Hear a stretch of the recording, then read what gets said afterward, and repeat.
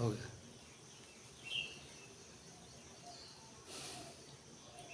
साधना करते करते आज कितना सुंदर संयोग है कि 251 दिन हम लोगों को साधना करते करते हुआ। तारीख 13 जुलाई सन 2022। आज गुरु पूर्णिमा है और 251 दिन 1/11/21 51 101 151 201 251।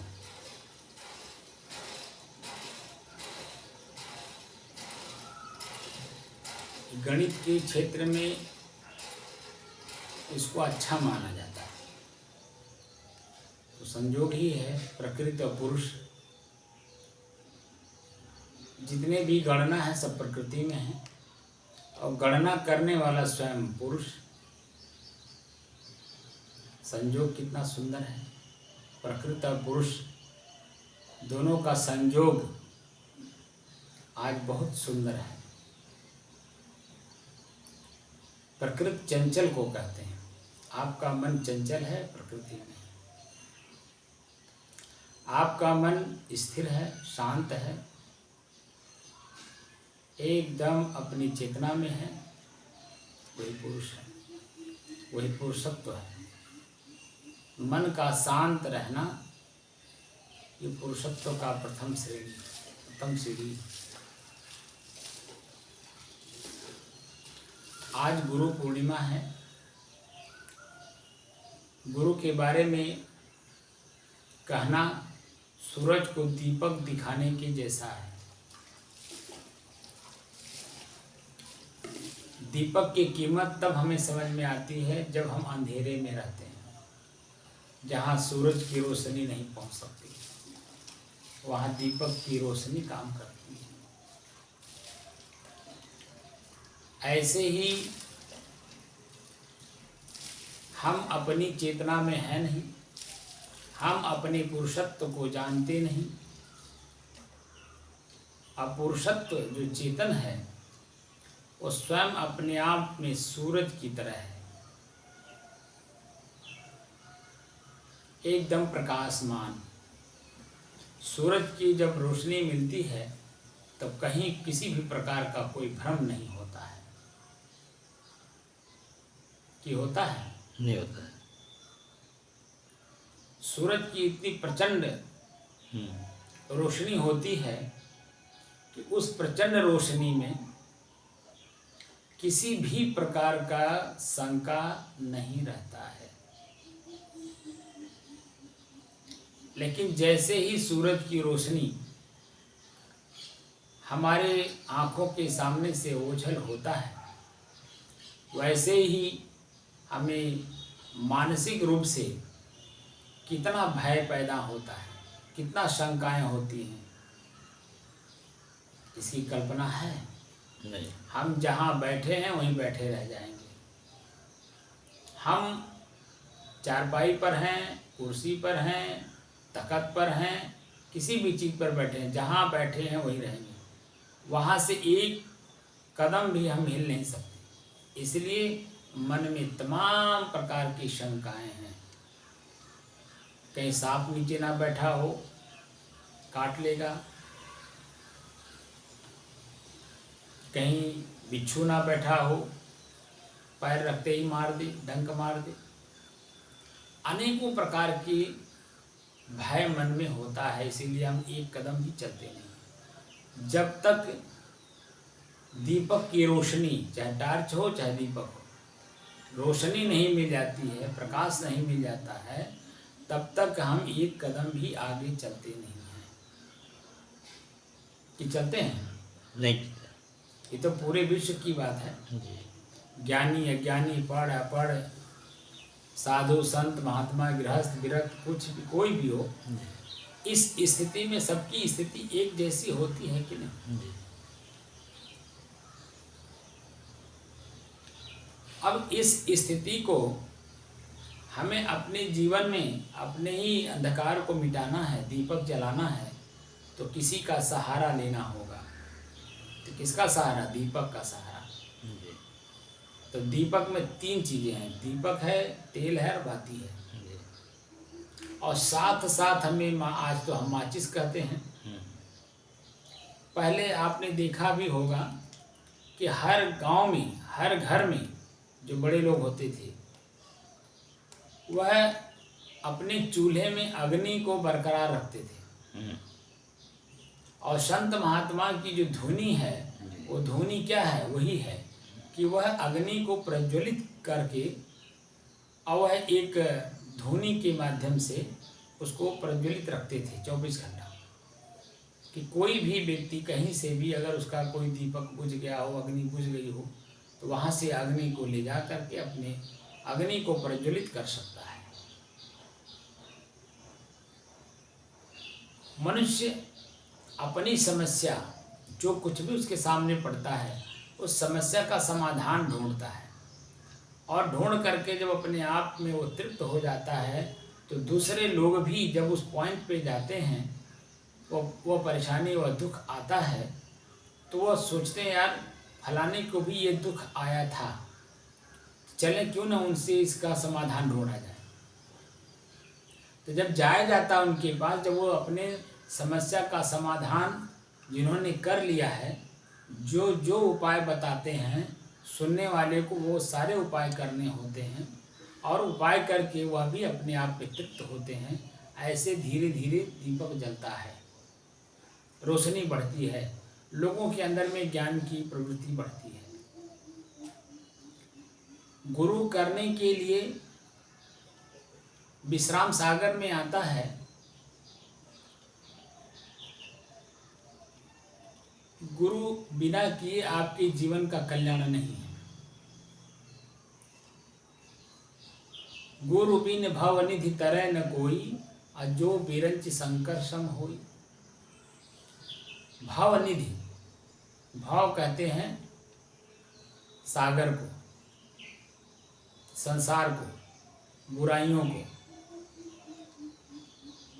बुराइयों का अंबार, बुराइयों का ढेरी। जैसे समुद्र पानी का ढेरी रखता है, वैसे बुराइयों का ढेरी जिसके पास जाने से निकलता हो। तो गुरु बिना गुरु किए आपके जीवन में जो अंधकार है, जो दुख है, पीड़ा है, वह निकल नहीं सकता। तो गुरु बिन भव निधि तरह न कोई, जो बिरंच शंकर सम होई। ये तो कह करके गुरु बनने की अपनी योग्यता है या नहीं है हम समझ नहीं पाते, और दूसरे को शिष्य बनाने के चक्कर में और अपने गुरु बनने के चक्कर में हम लोग पड़े रहते हैं। लेकिन सदगुरु कबीर साहब और गोस्वामी तुलसीदास जी गुरु पद की जो गरिमा है, उस गरिमा को बरकरार रखते हुए क्या कहते हैं, इसको जरा सुन लीजिए। सदगुरु कबीर साहब का जो वाक्य है,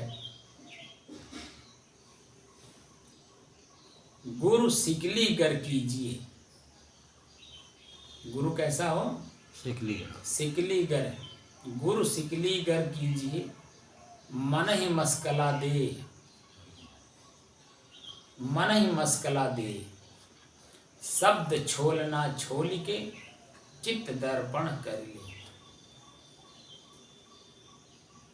सदगुरु कबीर साहब गोस्वामी तुलसीदास जी से बहुत पहले हुए हैं। गोस्वामी तुलसीदास जी कबीर साहब के बाद हुए हैं। इसी बात को पुष्ट करते हुए उन्होंने कहा है कि गुरु करिबो सिद्धांत होय यथार्थ बोध, उचित अनुचित लखाय उर, तुलसी मिटे विरोध। हमारे अंदर में जो विरोधाभासी विचारधाराएं हैं, वह विरोध मिट करके हमारा मन संतुष्ट हो जाए, तृप्त हो जाए, आगे किसी प्रकार का शंका न रह जाना, ये गुरु करने का सिद्धांत है। हमारे मन की जो शंका है, जो भ्रम है, वो भ्रम दूर होना चाहिए।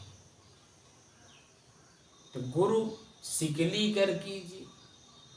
सिकली कहते हैं पत्थर को, गर कहते हैं धार लगाने वाले को।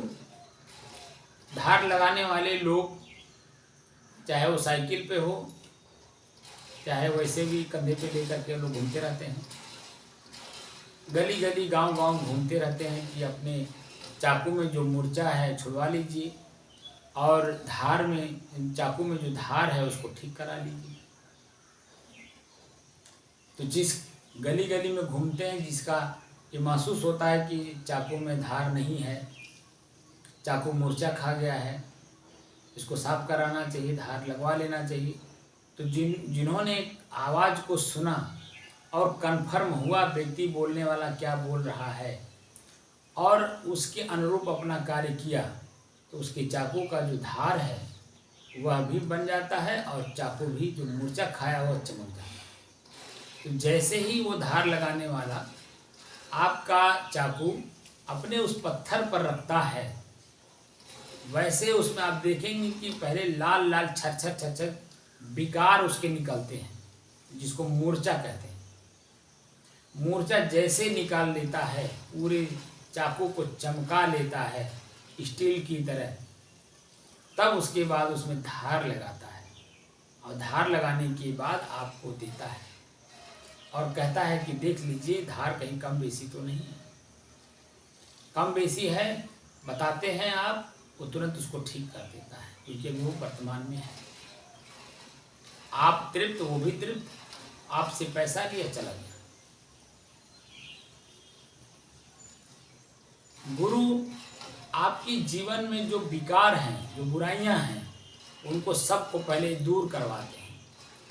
सबसे पहले मोटा मोटा जो दुर्गुण है, बुराई हैं, जैसे बीड़ी है, सुरती है, गांजा है, भांग है, नशा का कोई भी पदार्थ, सबसे पहले इसे छुड़वाते हैं। उसके बाद हिंसात्मक चीज़ें, मीट मांस मछली, ये सब चीज़ें छुड़वाते हैं। उसके बाद फिर आपको अंतर्मुख करते हैं। ये बहिर्मुख चीज़ें जितनी भी हैं, इनको पहले आपके जीवन से बाहर निकलवाते हैं। उसके बाद फिर अंदर में जो काम, क्रोध, लोभ, मोह, ईर्ष्या, द्वेष, जलन, प्रसन्नताप, निंदा, चुगली, बुराई, ये बुराइयां हैं, ये विकार हैं, इनको निकलवाता है। निकलवाने के बाद जब आपका चित्त यानी मन एकदम बिल्कुल नॉर्मल हो जाता है, पवित्र हो जाता है, तब आपको आत्म तत्व का ज्ञान देता है। आत्म तत्व का ज्ञान यानी स्वयं चेतन का ज्ञान। स्वयं आप चेतन हैं, अपनी चेतना को आपने अपने ही विकारों से उसे ढक दिया है और स्वयं ढक देने के कारण स्वयं दुखी हैं और पीड़ित हैं। अपनी पीड़ा मुक्त करने के लिए हम जिसके पास जाते हैं कि हमारा पीड़ा मुक्त, हम हमारे जीवन में जो दुख है, पीड़ा है, उससे हमें मुक्त करवाइए। तो उनका स्वयं का चरित्र बाहर से हम देखते हैं कि सुरती नहीं खाते हैं, बीड़ी नहीं पीते हैं, गांजा नहीं पीते हैं, दारू नहीं पीते हैं। ये मोटे मोटे अवगुण आपसे, आपके विचारों में स्वयं अपने आप छूटने लगते हैं, क्योंकि सामने जो व्यक्ति है इतना व्यक्तित्व का धनी है कि उसके पास ना बीड़ी है, न सुरती है, न गांजा है, न भांग है, न दारू है, यानी नशा का कोई भी नशा उसके जीवन में नहीं है। तो आपका आँख, आपका मन दोनों देखता है और देख करके अपने ही मन में आत्मग्लानि करता है और धीरे धीरे अपने आप उसको छोड़ने का प्रयास करता है। जब ये मोटे मोटे दुर्गुण छूटते हैं तो फिर बारीक भी जो अंदर में विकार हैं, ईर्ष्या, द्वेष, जलन, प्रसन्नताप, निंदा, चुगली, बुराई, ये मोटी मोटी चीज़ों के बाद बारीक बारीक चीज़ें जो मन के अंदर में सूक्ष्म रूप से हैं, ये आपको दिखाई देने लगती हैं और ये भी छूटने लगते हैं। जब ये बारीक बारीक चीज़ें जब छूटने लगती हैं तो इससे बारीक है 3 चीज़ें: लोभ, क्रोध और काम। लोभ, क्रोध और काम, ये भी बारीक, ये सबसे बारीक चीज़ें हैं। ये भी पकड़ में आने लगते हैं और आपके जीवन से धीरे धीरे अपने आप निकलने लगते हैं। जिनके सानिध्य में ये सब चीज़ें हो रहा हो और आपका मन स्वयं अपने आप पे संतुष्ट और तृप्त होता हो, समझिए वही आपके लिए गुरु है। आपके अंदर में जो भ्रम है सुख और दुख का, उस दोनों से आपको परे करके आत्म तत्व का ज्ञान करा दे, स्वयं की चेतना का ज्ञान करा दे कि ना मेरे अंदर में सुख है ना मेरे अंदर में दुख है। मैं तो इन दोनों को जानने वाला, समझने वाला और दोनों से अलग शुद्ध चेतन हूँ, मेरे में कोई मिलावट नहीं है। ये सारी चीज़ें मिलावट वाली हैं और मिलावट से हमें दूर जाना है, तब हम शुद्ध होंगे। और शुद्ध चीज़ें जो होती है वह आँख मूंद करके सभी लोग स्वीकार करते हैं इसे, क्योंकि शुद्ध है। शुद्ध का मतलब उसके स्वयं के अपने स्वरूप में रहना, उसमें किसी प्रकार का कोई मिलावट ना हो, स्वयं अपने स्वरूप में रहना। तो चेतन का अपना स्वरूप है, उसका क्या कौन सा स्वरूप है? तो शुद्ध चेतन अगर है तो मन की क्रिया नहीं होगी, एकदम बिल्कुल शांत स्थिति होगी। चेतना में रहेंगे, वर्तमान में रहने की, बिल्कुल वर्तमान में रहेंगे। एक एक सेकंड जो वर्तमान आपका आ रहा है और चला जा रहा है, उसका भरपूर उपयोग आप अपने जीवन में करेंगे। मुख्य रूप से हमारा मन जिस चीज़ों से दुखी है, पीड़ित है, उससे मुक्त होकर के प्रसन्नचित, आनंदित और सुखी महसूस होना चाहिए। तब समझिए कि मैं गुरु के पास हूँ। और इसके आगे भी ये भी बताया गया है कि जो गुरु बसें बनारसी, शिष्य समुंदर तीर, और बिसराए बिसरे नहीं, जो गुण होए शरीर। अगर गुरु का गुण, आत्म तत्व को प्राप्त करने की ललक अगर आपके अंदर में है, तो कोई जरूरी नहीं कि पास पास में ही गुरु शिष्य हों तभी संबंध चलेगा। दूर भी हों तो भी आपका जीवन गुरुत्व में अगर है तो समझिए कि आप गुरु के पास ही हैं। गुरु के पास भी अगर हैं और मन वहाँ वर्तमान में नहीं है, सीखने की ललक नहीं है, जानने की ललक नहीं है, त्याग करने की ललक नहीं है, स्वयं आत्म तत्व बोध प्राप्त करने की ललक नहीं है, जिसको मुमुक्षुपन कहते हैं, अगर भाव नहीं है, तो आप पास में, शरीर से पास में हो सकते हैं, लेकिन मन से पास में न होने के कारण आपका जीवन ज्यों का त्यों जैसे पहले था उससे भी नीचे चला जाएगा।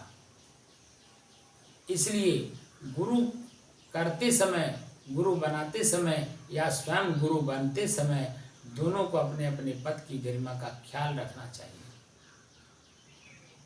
अगर अपने पद की गरिमा का ख्याल आप रखते हैं तो जो सामाजिक प्रक्रिया बनी हुई है उसमें किसी प्रकार का कोई विकृति पैदा नहीं होगा, कोई बुराई नहीं आएगी और निसंकोच होकर के पूरा समाज आपके आदर्श को लेकर के अपने जीवन में पालन करते हुए अपने जीवन को एकदम प्रफुल्लित, प्रसन्नचित, आनंदित, निर्भीक, निश्चिंत सब बना लेंगे आप अपने जीवन में।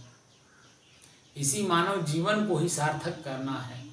जहाँ से भी आपकी सार्थकता को प्राप्त होता हो वही आपका असली गुरु होगा। और जो दूसरे के प्रति इतना उदार हो कि अपने आप को स्वयं भूल जाए, वो समझिए वास्तव में गुरु है, वही समाज का कल्याण कर सकता है।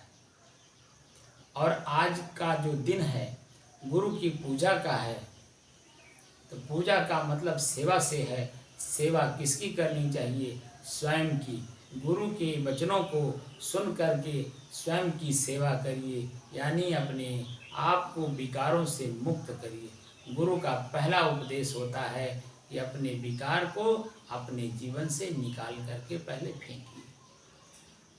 सुरती, बीड़ी, गांजा, भांग, गाली गलौज, मारपीट, ईर्ष्या, द्वेष, जलन, प्रसन्नता, ये जो बुराइयां हैं एक एक करके अपने जीवन से निकालते जाइए। और आपके जैसे ये बुराई निकलेंगे, अपने आप उसके साथ जो जुड़ा हुआ अच्छाई है वो आपके जीवन को प्रभावित करेगा। आप प्रभावित करके आपके जीवन को एकदम उज्जवल बना देगा। प्रभावित करने का मतलब बुराई से नहीं है, प्रभावित करने का मतलब है कि मन से है। आपने अपने मन को टटोला, देखा, जाना, समझा और अपने जीवन से अपनी बुराइयों को निकालने के लिए कमर कस लिया। और जिस दिन आपका बुराई आपके जीवन से निकल जाता है, आपका मन खुद प्रसन्नचित, प्रफुल्लित, आनंदित होता है। और असल में सबसे बड़ा दान है आनंद दान। आनंद मन की स्थिति होती है, और मन की स्थिति तभी आनंदित होती है जब अपने अनुकूल कोई चीज़ मिलता है। तो गुरु आनंद बांटता है, अपने जैसा बनाता है, स्वयं अब आनंदित रहता है, प्रफुल्लित, प्रसन्नचित रहता है। और वही शिष्य को भी चाहता है कि वो भी मेरी इस चीज़ को प्राप्त कर ले, अपने दुखी जीवन को सुखी बना ले। गुरु शिष्य का संबंध आज से नहीं, बहुत पहले से चला आ रहा है। गुरु होता है जो प्रकाशमान होता है, स्वयं वर्तमान में रहता है और अपने मन की गति को देखता रहता है कि हमारे मन की गति किस दिशा में जा रहा है। और जो स्वयं को पढ़ता है, वास्तव में वही असली गुरु होता है। और स्वयं को पढ़ करके जो दूसरे को सिर्फ साथ चलने की बात करता है कि तुम भी साथ चलो, कम से कम आँख से देखोगे, कान से सुनोगे, जीभ से चखोगे, हाथ पैर से प्रयोग करोगे, तो धीरे धीरे जो मन की भ्रम है वो आपका दूर होगा, जिसे वैराग्यवान कहा जाता है। ना वो किसी से राग करेगा, ना किसी से द्वेष करेगा। वैराग्यवान वही होता है। दुश्मन को भी वो अपना हित मानता है, और हित को जो हित मानता ही है। इसलिए अपने को सुधारिए, अपने को परिमार्जित करिए, अपने दुखी जीवन को सुखी बनाने में कामयाब होइए। गुरु परंपरा का यही आदेश भी है और यही सिस्टम भी है। अपने जीवन को एकदम प्रफुल्लित, प्रसन्नचित, आनंदित करिए। तो गुरु सिकलीगर कीजिए, मन ही मस्कला दे। मस्कला उपदेश को कहते हैं। साक्षात सामने सामना गुरु और शिष्य का संबंध हो। गुरु शिष्य के अंदर में जो जिज्ञासा होती है, जो प्रश्न होते हैं, उसको बड़ी सरलता के साथ शब्दों में पिरो करके बड़े मनोभाव से उसके मन मस्तिष्क में डालते हैं, ताकि मन मस्तिष्क बिल्कुल एकदम प्रफुल्लित, प्रसन्नचित, आनंदित हो। गोस्वामी तुलसीदास के अनुसार गुरु करीबो सिद्धांत यह है कि गुरु करीबो सिद्धांत यह हो यथारथ बोध। जो जैसा है हूबहू वही चीज दिखाई देने लगे। हम तो भ्रम में हैं, कुछ का कुछ देख रहे हैं, क्योंकि भूत और भविष्य की कल्पना में है, वर्तमान में रहते ही नहीं है। वर्तमान में रहने की कला जो सीख लेता है वही तो भ्रम दूर कर पाएगा। भ्रम होता कहाँ है?